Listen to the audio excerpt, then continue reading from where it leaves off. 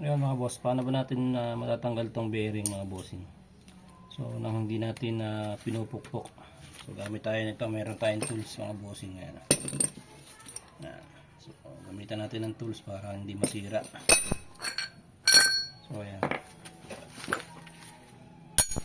Ayan, dapat meron kayong malaking tubo na sakto dito para hindi siya, para lusot yung bearing niya sa loob. Ayan, dyan.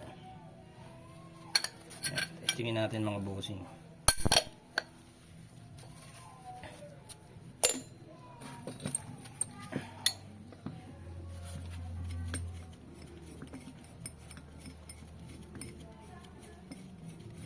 Kung magpapa-press in, press out kayo mga boss, babayad kayo ng 200 sa press out, tapos 200 sa press in. So ito libre mga bossing, libre magkabit, libre magtanggal, libre din magkabit. Ayan, tingnan natin mga boss kung paano natin maalis yan. Ayan, gamitan natin ng power tools.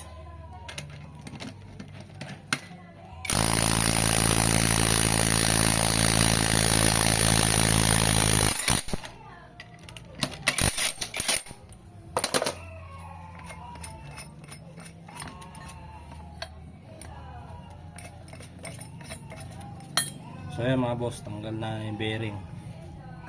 So ito na yung bearing sa loob. Ayan.